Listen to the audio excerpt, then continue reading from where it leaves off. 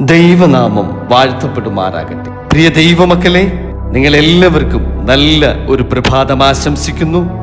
ഇന്നത്തെ നമ്മുടെ അനുദിന പ്രഭാത തിരുവചനത്തിലേക്ക് നിങ്ങളെ സ്വാഗതം ചെയ്യുകയാണ്. ഇന്ന് വീണ്ടും സമാധാനത്തോടെയും സന്തോഷത്തോടും കൂടിയുള്ള നല്ല ഒരു പ്രഭാതം ദൈവം നമുക്കായി ദാനം നൽകിയ ആ വലിയ കൃപയ്ക്കായിട്ട് നമുക്ക് തിരുസന്നിധിയിൽ നന്ദി പറയാം. ഈ സമയം നമ്മുടെ ഹൃദയങ്ങൾ ദൈവസന്നിധിയിൽ സമർപ്പിച്ച് നമുക്ക് പ്രാർത്ഥിക്കുകയും ചെയ്യാം. സ്വർഗസ്ഥനായ ഞങ്ങളുടെ പിതാവേ, ഈ പുതിയ പ്രഭാതത്തിനായി തമ്പുരാനെ ഞങ്ങൾ നിന്നോട് നന്ദി പറയുന്നു. ഇന്നത്തെ ഈ തിരുവചനം ഞങ്ങളുടെ ഹൃദയങ്ങളിൽ ജീവനും വെളിച്ചവുമുള്ളതായി തീരുമാറാകണമേ.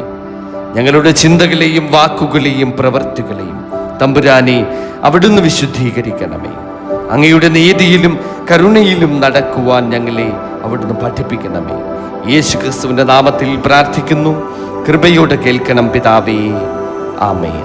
പ്രിയ ദൈവമക്കളെ, ഇന്നത്തെ നമ്മുടെ അനുദിന പ്രഭാത തിരുവചനം പുറപ്പാട് പുസ്തകം 21 അധ്യായം 12 മുതൽ 14 വരെയുള്ള തിരുവചന ഭാഗമാണ്. നാം ഇപ്രകാരം അവിടെ കാണുന്നു: ഒരു മനുഷ്യനെ അടിച്ചു കൊല്ലുന്നവൻ മരണശിക്ഷ അനുഭവിക്കണം. അവൻ കരുതി കൂട്ടാതെ അങ്ങനെ അവന്റെ കയ്യാൽ സംഭവിക്കുവാൻ ദൈവം സംഗതി വരുത്തിയതായാൽ അവൻ ഓടിപ്പോകേണ്ടുന്ന സ്ഥലം ഞാൻ നിയമിക്കും. എന്നാൽ ഒരുത്തൻ കരുതി കൂട്ടി കൂട്ടുകാരനെ ചതിച്ചു കൊന്നതെങ്കിൽ അവൻ മരിക്കേണ്ടതിന് നീ അവനെ എന്റെ യാഗപീഠത്തിങ്കിൽ നിന്നും പിടിച്ചുകൊണ്ടുപോകണം. ആമേൻ, ഹല്ലേലൂയ. പ്രിയ ദൈവമക്കളെ, ഇന്നത്തെ ഈ തിരുവചന ഭാഗം മനുഷ്യ ജീവിതത്തിന്റെ വിലയെക്കുറിച്ചും ദൈവത്തിന്റെ നീതിയെക്കുറിച്ചും നമ്മെ ഓർമ്മിപ്പിക്കുന്ന ഒരു വചന ഭാഗമാണ്.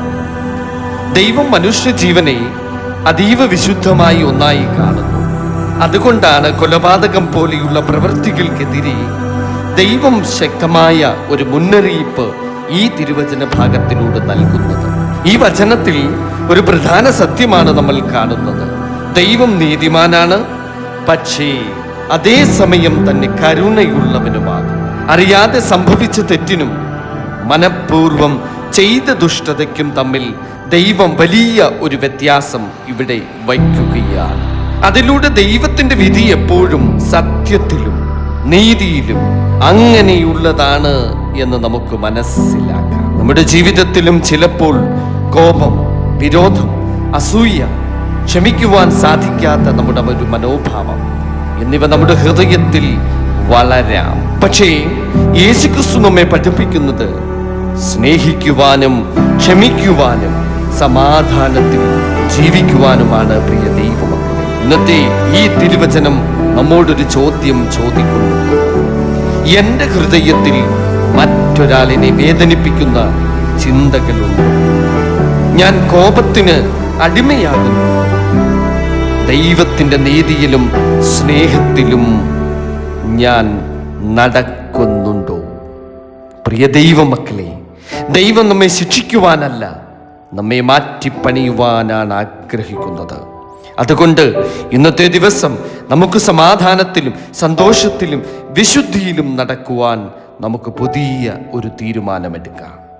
അതിനായി നമ്മുടെ ഈ അനുദിന പ്രഭാത തിരുവചനം നമുക്ക് ഉപകാരമാക്കാം. നമുക്ക് പ്രാർത്ഥിക്കാം.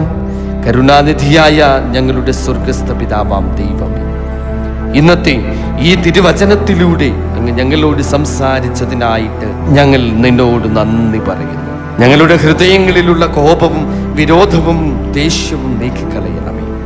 സ്നേഹത്തിലും ക്ഷമയിലും സമാധാനത്തിലും ജീവിക്കുവാൻ തമ്പുരാനെ ഞങ്ങളെ അവിടുന്ന് സഹായിക്കണമേ. ഞങ്ങളുടെ കുടുംബങ്ങളെ അനുഗ്രഹിക്കണമേ. ഞങ്ങളുടെ രോഗികളായവരെ സ്പർശിക്കണമേ. പൈശാചിക ബാധകളിലൂടെ കടന്നു പോകുന്നവർക്ക് തമ്പുരാനെ സമാധാനവും ആശ്വാസവും നൽകണമേ. ഇന്നത്തെ ദിവസം അങ്ങയുടെ കരങ്ങളിലേക്ക് സമർപ്പിക്കുന്നു. എല്ലാ അപകടങ്ങളിൽ നിന്നും പാപങ്ങളിൽ നിന്നും ഞങ്ങളെ കാത്തു സൂക്ഷിക്കുമാറാകണമേ. യേശുക്രിസ്തുവിന്റെ നാമത്തിൽ പ്രാർത്ഥിക്കുന്നു.